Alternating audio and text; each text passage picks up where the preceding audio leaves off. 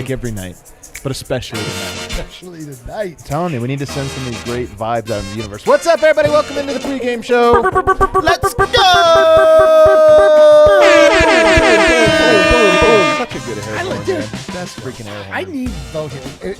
Nothing feels less genuine than me doing hair. That's so true. I kind of feel like you're mocking me when you do it. Yeah, I feel like I am too. You know what? I think I am. I think you are too. That's just Eric's style. He mocks everybody. But the Nuggets tonight, guys, I'm telling you, I already feel the playoff anxiety. That stress, that weight of the world where everything feels so important. Giannis rested yesterday. I love Giannis. I hated him for a good 24 hours. Everything right now is just feeling, a little extra intense at the moment. But luckily, I've got some people here to help me sort through it. Brendan Vogt's one of them. Yeah, I've got an entire brand on the line tonight, not going to lie. Man. But Stakes I'm ready. So I'm high. ready to stay positive. I'm ready to get sweaty up here in the third quarter. You better boo him all. I want to hear night. a lot of shit talk out of you They're going to hear me through that I like TV. a man that dresses up to his own potential funeral. That's right. I was just thinking about that too. I was like, Vogt looks really good today. I wonder what's different about today. So funny. And it just makes Super Bowl. sense. You don't want to look like an idiot if you're like also getting clowned. You have to dress nice to at least be like, well, Right. at least I have some self-respect. But it's also kind of a heat check, It can go wrong. All right, here we go. Over here, it's D-Line. You guys know him as Eric. That's right, guys. Had to break out the old fraud shirt because the Nuggets weren't able to win 8 of 8 on the road. Oh, those bastards. Those scallywags. It's fraud. It's so funny how they do lose one game, and you're just like, Oh, well, I know. Well, I've wasted my life. did my mentions like they don't deserve. I know. They're the like, playoff. I was championships like, teams don't lose games. You're like, yes, they do. this is so Wasting ridiculous. his window. I had to Bly to bring all the old block machine out, man, over the weekend. There's some people I was just like, Fired up dude, the block machine? sorry, man. Like, you did it. You're just out of my life now. Block I just, party. you're goodbye. Didn't have to be this way. Didn't have to be this way. I Over look here, forward though. first off, I look forward to all of those people DMing me Yeah. to ask you to unblock. It happens every 100% of the time. The block, the tough talk. Then it goes right to the like where they tweet out like, "Oh, look who blocked me." They're like 4 followers, don't give a shit. They're like, "Oh, look who blocked me." I guess he's too sensitive. Soft. 3 days later, like, Eric, can you tell Adam like I actually am pretty sorry about that. Like, I really like what he does. It was a tough loss. Just Yeah, whatever. my DMs are open. One guy who I could never block. That's from right. my heart or my mind. Superstar Dev. I love that love. This is a big week, big game. I'm excited. Really, I walked into the studio excited about this game. Oh, wow. It takes a lot to get Dev actually excited. Yeah. It That's does. awesome. Usually he's just like sneaky pessimistic, and he doesn't tell you until he shows you his bets, right. and he's like, "Yeah, I made a lot of money on He's that." like, loss. yeah, I'm pretty sure Derek White's going for 40 tonight. Yeah. Oh, man. Hopefully he doesn't feel that way about the Boston Celtics. But first, we have to get into some game notes. What do yeah. you tell us? We had That's me. an update on Jamal pregame. A very yeah. exciting update. What do we got? Well, thankfully, right around the corner. Thankfully, someone finally asked Michael Malone about Jamal Murray. Okay. Prompting Malone to say, I got it tweeted. Yeah, he's just not close to playing in any of our games. I can say that. Will he play in any of the remaining games? Well, he can't say that, but he can say for now that he's not close to playing in any games. Not close. I felt like it's so funny because he said this effectively the last game. That's right. He basically said this exact thing, and everybody in the replies was like, "Oh, I know what that means. He's back." And I'm like, I don't think so, guys. I actually think he's telling the truth here. I'm concerned. My concern level for the Jamal return is at an all-time high. Yeah, I mean, I don't know, man. The last 6 times we've talked about it, it's just so little has changed. He might come back, fellas. He might not. People are also like, why don't somebody ask him when he's coming? Like, he's actually been asked a lot lately. He just won't say anything other than this, which I have to just assume is the truth. That it's not that he is ruling him out. It's not that he's trying to hide or this or that. I think he's just like, dude, he's far enough away that it's not like imminent. Right. It could happen. I don't know. And Harrison Wynn followed up by saying, is there a cutoff date? And he said, I just don't have an answer to that. As of right now, that has not been discussed or been determined. No, Michael Porter not being asked about, though. I'm like, it was just assumed with him. Today was my day. Everybody knows. Today was my day. I thought he was going to be back. He was ruled out. It wasn't even like he was ruled out this morning. He was ruled out last night. They sent out the presser, and I was like, oh, well, all right. Yeah, we'll see about I guess we kind of maybe put the horse in front of the cart with that one, or not. Maybe he comes back next game and he tweets about it first. We'll We find should out. put the horse in front of all carts, though. Somebody also sent me a video of him playing That's the one-on-one. That's the right way to do it, Yeah. right? Yeah. Sorry, it's my If you first put the time cart in front using of a an horse, expression. Not good. horse in front of the cart. The way it's correct way supposed to do go. it. Yeah, you're right about that, Eric. Did you guys see the video? Did anybody tweeted at you the video of Michael Porter playing against his like 5'7" friends? Yes, yeah. I'll tell you what, he does look good against them. And some people are like, man, he looks good to me. I'm like, I don't know, man. You're like, do you want to see some Emmanuel Mudiay footage? Yeah, that's so true. The He had one. Off-season It was like him with before, his he was brothers. playing in the gym, and and stuff. I was like, oh my God. And then none of it translated. Of course it didn't. He talked a lot about the biggest issues for the team right now, which are turnovers and defensive rebounding. He did say both aspects of this game are getting out of control for the Nuggets. But he did also sort of stop himself a little bit and point out, as Jokic did after the loss, across the season, they're one of the very best rebounding teams in the league. Or on the defensive glass, they are good. That hasn't been the case lately. And so that's a very easy area that you could circle. Okay, let's clean this up. Does this help them out? And then the other one is turnovers, and not just turnovers, but points off turnovers. Teams are converting right now. Although, again, he's took a step back and said the high turnover rate also probably has a lot to do with the fact that we pass the ball a lot, more than other teams.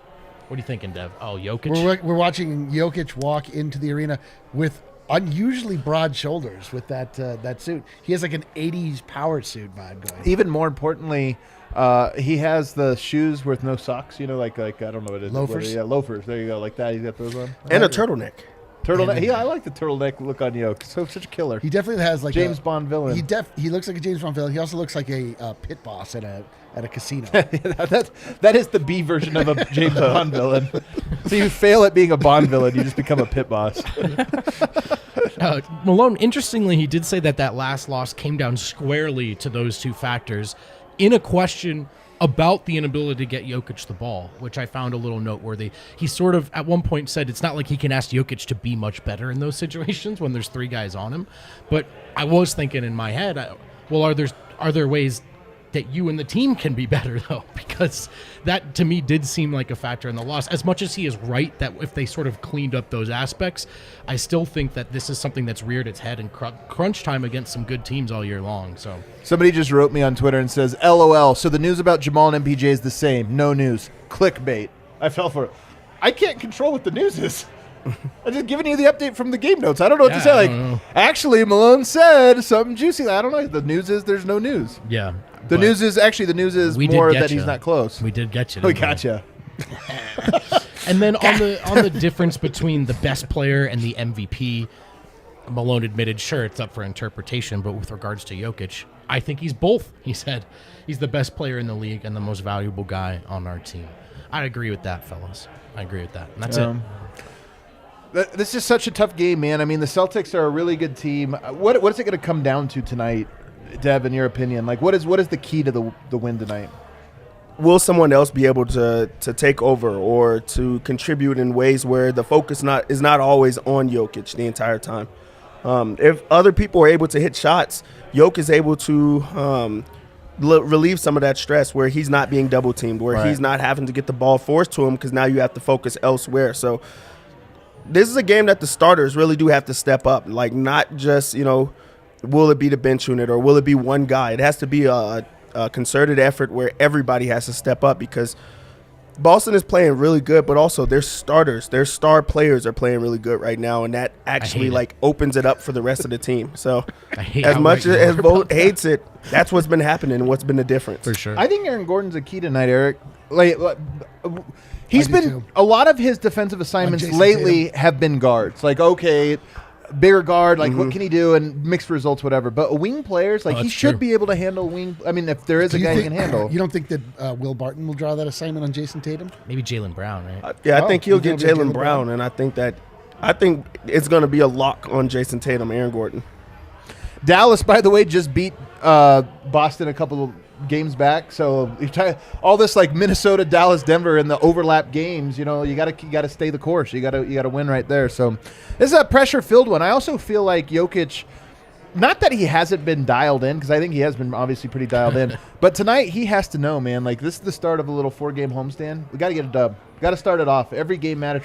You could wake up tomorrow morning in 7th place. You got to get the dub tonight. You can't let it happen. Man, in that Washington game, he played nothing looked hard for him, but the first half looked like a concerted effort to just stomp out all the errors. I'm not going to let any stray breeze spark this fire again in the second half. We're not doing that this time, and it was effective.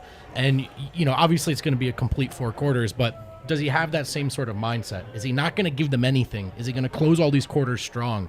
And if he does, obviously that's Denver's best shot to win. We've done this a lot, so I want to make this next segment super, super quick because we kind of keep doing this. But, today was the day I kind of anticipated that one of these two guys would be back, most notably Michael Porter. But now you go into a situation where it's like, okay, they're not here. Maybe this is a tough game, Eric. Maybe it's like, hey, Boston Celtics, that's a hell of a first game to throw you back into. Maybe you look more at an upcoming Clippers or maybe even Thunder game. But I don't know, is your concern level elevated at all for both of those two players? No, because it's an inexact science. Jamal, one thing, MPJ seems like he's coming back. I do think that there's something to the idea that they kind of just want to. They don't need him. Yeah. So they just need to find the right time, the right place. It is the MPJ was the most confusing to me because we've not heard him. Yeah, we've not heard peep of him playing. He's never mentioned. No. It really is all about Jamal. They're both confusing. I don't know. It's like the thing that just keeps us hanging on here, coming back for more, finding out. What's your level of? Are you losing interest at all in the saga, Dev? I actually am. Me too. I actually am as well. I am. Really, I feel like it's the fact that Malone now is starting to double down. Hey guys, they might not play this year. Telling you, I don't think he's lying. Yeah, I really think that that's a thing. But also, the positive with that is the guys are not forcing themselves back. So there's something real that maybe Michael Porter Jr. or Jamal are saying where it's hey, I'm not forcing it back. I'm going to come back when I'm ready. And I would rather that than anything else. I don't feel like they should put everything on the line just to come back in this season. If they're going to be ready, I'll say so be it by the start of next season, then that's fine. That gives them more time. So I don't want to rush it, but I don't like this cat and mouse game of just waiting around to see what's going to happen. Today was the big date for me where I was and then I guess Saturday because we have our party bus. I'm looking forward to it. But so that would be another date. But after that, it's too choppy. I don't know. I'm just it's kind of late. So these are my last couple dates. I will say this. It'd be kind of funny if we don't hear anything about any of the guys and then all of a sudden Tuesday rolls around. No. Vlatko Cancar is available tonight. That would be the ultimate. Guy we haven't even talked about. That's what I think is happening. It could be.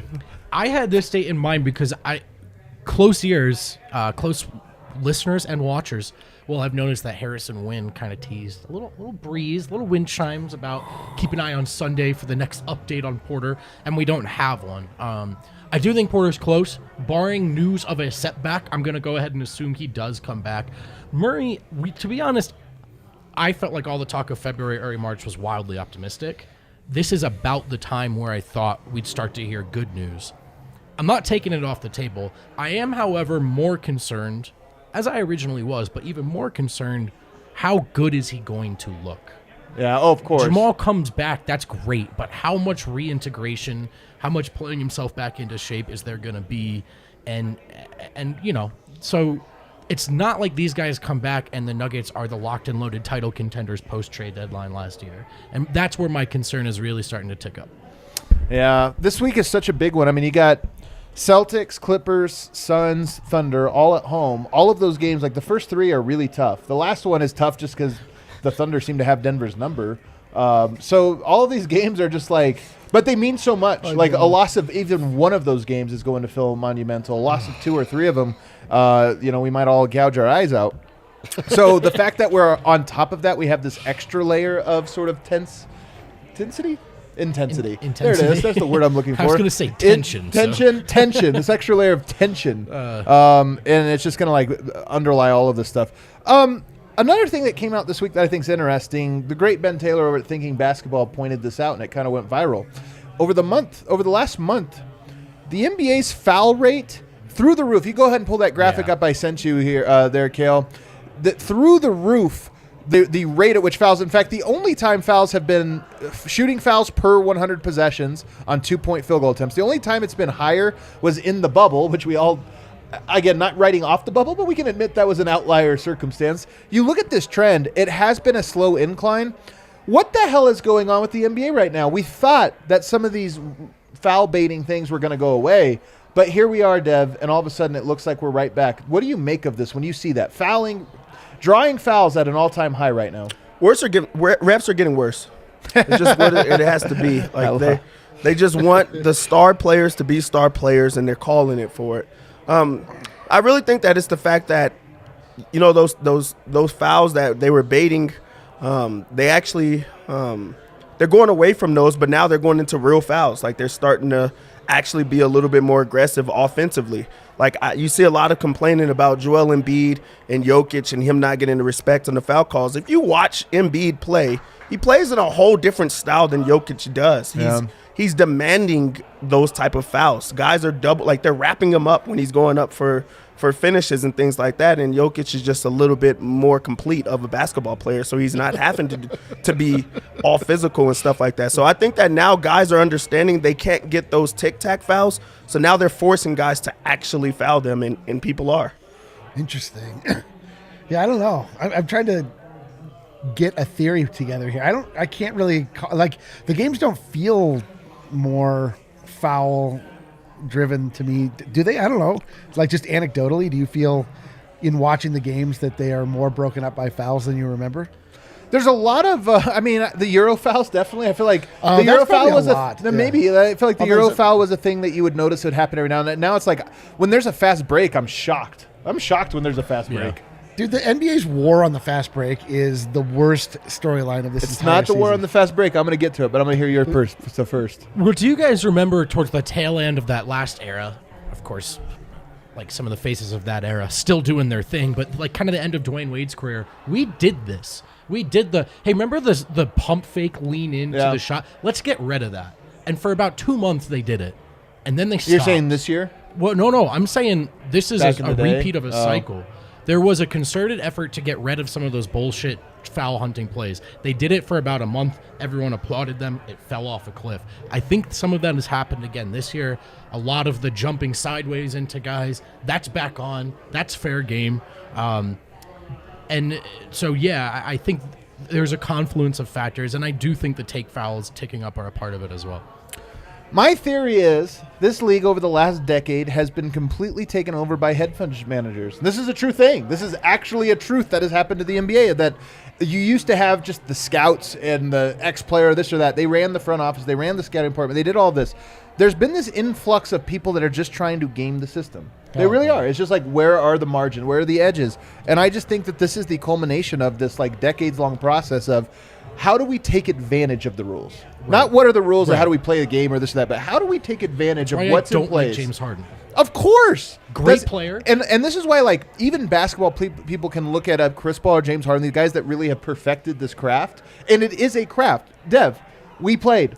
You learned how to draw fouls. It was a big part of what you do. You get a guy up in the air, like, for an up and under, like, you're going to try to make an and one. Like, it's a part of it, drawing contact. But it was more of a byproduct of like playing like, hey, you got him off balance, now take advantage. Now it's almost like, how do I put him in position where he can't help but be off balance? Like, and that's what I just think this is obviously we're talking about one-on-one, but I think it's even in a design in terms of what kind of lineups do you put out there? What are you trying to do? Where or how can you use even fouling to your advantage in ways that, as a defensive team, how can you use fouls to your advantage? So I honestly think part of this is, it's impossible to come up with a fair system. There's always a loophole to be found. And I just think it used to take 5, 6, 7 years for loopholes to be found. And now it's like 1 month and it's like, hey, I figured it out. Some guy comes in from the third floor and is like, hey, I figured it out. We just got to do this thing and rest won't know what to do. Something that I've just now picked up? Well, you guys actually put me onto it that I never thought about, and I probably would have never thought about it, is DeMarcus Cousins getting in and picking up some fouls that when Jokic gets in, he's like, okay, now the guy can't defend him the same way because there's the bonus. And because like Jokic is really smart about getting those same type of fouls. He just doesn't get them at the same rate. But he's smart enough to convince the opposition and create that advantage. But having those type of guys, I really would have never thought about that. And Cousins is a big like person that like brought me around to that. Yeah. The game also getting smaller, lends itself a little bit to this as well. Like, if you're undersized, sometimes the best defense is to foul. And I just think it's a culmination of all of these things that, again, the NBA probably has to look at and figure out if there is a solution to it. I honestly don't know if there is. This is part of why I root against the 76ers so much, is I feel like I've said they are a team of tax accountants. What bums me out about this year, though, there was a concerted effort to cut some of this off in a practical way in the first third of the season, and they did it. Yeah. They did it. James Harden was learning how to have to play real basketball again. Damian Lillard, much beloved local folk hero, also a perpetrator, an offender in this regard. He was struggling. Now, some of that was injuries. They just let their foot off that gas. I promise you, in the first or second round, Chris Paul will be on a fast break. He will just stop moving. Yeah. Someone will fall over him, and they'll just call it again because they gave up. It is like, it's funny now that I'm thinking about it. The NBA is like has like tough talk rules that they implement at the end of or in the off season. right. Of every, Exactly. it's Totally. if you flop, you get fined. You'll find so If much. You, Yeah, no way. Yeah, like we're not allowing these fouls anymore. And then as it goes on, they're like, fine, whatever. I'll take it. Like, have you heard? I feel like the NBA fined in total like $400 in flop fines. Yeah. And then just never heard about it again. I'm having, on this very channel, we're having Ethan Strauss on Wednesday, one of my all-time favorite writers and thinkers, this, that. But one of the things he talks about is how in bed the NBA is getting with sports gambling and how weird it is because just 15 years ago, we had a illegal gambling scandal with the officials. The easiest way to impact a game as an official, call fouls. Yep. People aren't betting the team, the spread, this or that. They're betting the over-under because you can control that by getting a team into the bonus, this or that. Now, I'm not saying that there are crooked officials, this or that.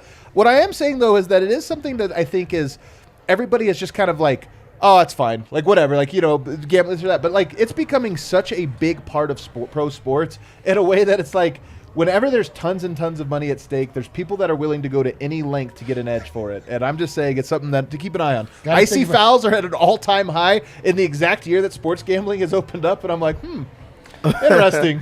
Anyway, that brings us to our next segment. DraftKings Sportsbook, everybody open it up. We're taking the over on free throws. We're not fixing games. I mean, we're not fixing games at home. We're fixing to find out. We're fixing to find out.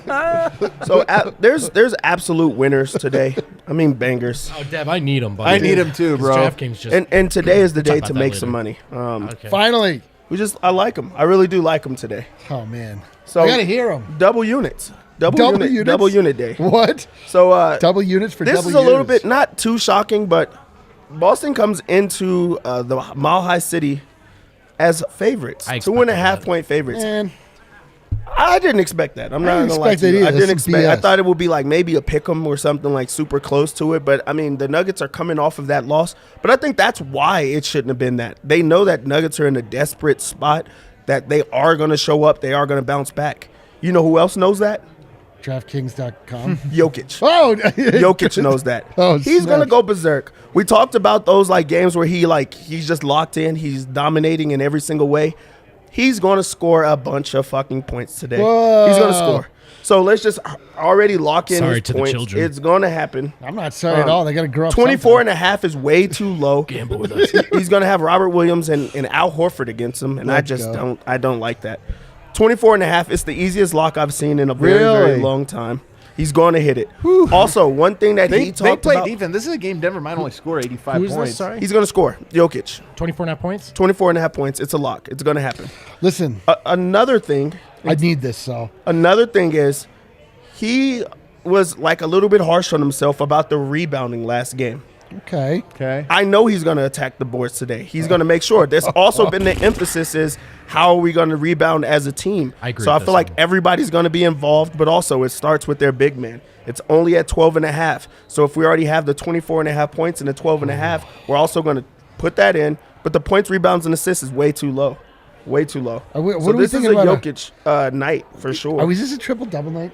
I don't think we're going to get close, but at How 44 are and a there half be so many points, though? rebounds, and Like, assists. The thing is, like, this game honestly might be a 98 to 88 game. I mean, Boston's the best defense over the last 3 Yeah, but months. Jokic could still be responsible for 50 of those points. and Only also on bonus top for of that, anything. rebounds. So points, rebounds, and assists is only 44 and a half. Man, I think he's I going to don't know. have I think he's going to score over 30 in the All right. game. I love to hear So it. I like the 44 and a half.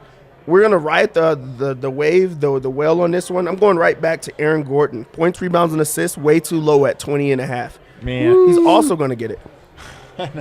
You guys did that last time. He got it in the first half. Right on this last he time. got it in the first 100% half. right on He's going to do it. He's going to It's do a it. tough matchup for him, too. He's got a lot to do on defense. That's why I like it. Okay. That's He's why gonna I be like it. engaged. He's going to gonna be sharp. engaged. This is his bounce back spot. This is also a time that he gets to like prove I should not be guarding guards. I could guard someone my size. I like them Out of both. solidarity for Dev, I hopped in on I'm that. with this, but if we lose, like, will you help me pay for my date night on Tuesday? Holy smokes. Nishan Bones Highland, Go on. 3-pointers, over 2.5. They pushed the Ooh. line, Yeah. but plus 150. Yeah, that 3 threes. It's a Yeah. lot, man, against a great defense and elite. Somebody's What, not what scoring are they tonight. guarding? They're guarding 5 feet in from the logo? I don't think so. All right. You got I'm any in, more, dude. Dev? Those are what I really like the most. I'm riding with you tonight. I'm going to take you over to my 3-pick same game parlay, and it's we kind of cannibalized each other here a little bit. Here's what I'm taking: 26.5 points. So it was 24.5 points for Yoke. I'm taking 26.5 because I'm with Dev. We agree. I think it's going to be hard. The Nuggets need an A-plus game from Jokic, and an A-plus game from Jokic tonight, he is going to score even against their great defense. One way he's going to score, though, Dev, big Time Lord in the middle there, Robert Williams, got they got some rim protection inside. They got some good interior defenders. Oh, no, here it comes. 2 3-pointers. Oh! I didn't take 1 3-pointer. I took 2. He's at home. He's locked. It's dialed in. I've always said Jokic's 3-point percentage comes down to 2 things: fatigue and focus.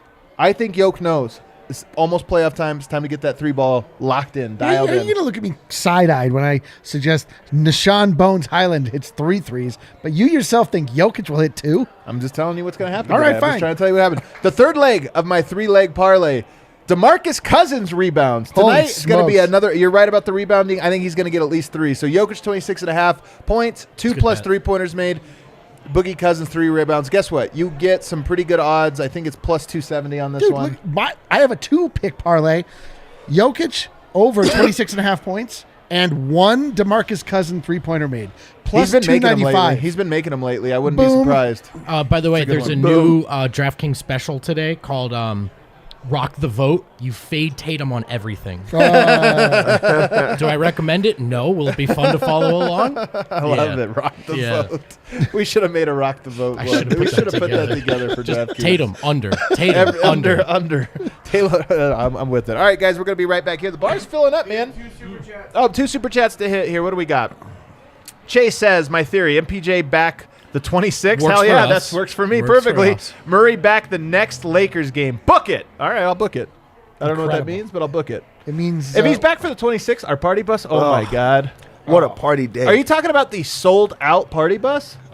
We 2 sold party buses. sold all tickets the Nuggets would give us. we have 1 ticket remaining. Do we from really? A user. Oh, that's ticket, right. Not able That's to come. right. 1 ticket. If you would like to attend the game, you weren't able to get tickets, DM one of us so we can help you. As fast, first person that DMs gets it. Well, but you have to pay for it. Well, duh. Then Logan says, charity. circling back around to the Murray situation, it may seem unlikely, but can we speak on what would the Jamal return in the playoffs might look like? We maybe can, maybe in the playoffs or in the post-game Need show. to see him first That's a a little bit, full too. conversation, but like to come back for your first game in the playoffs, that's an interesting question. Very interesting question. You know who did it though? Last year, Will Barton did it. He came back in He actually played pretty well. Game 2. Yeah. I mean, he was only off for like 8 weeks instead of a full year, but That it's helps. something that happened. But we Yeah. could address that in the post game. All right, hit that like button on the way out. Go Nuggets. Let's go the Nuggets.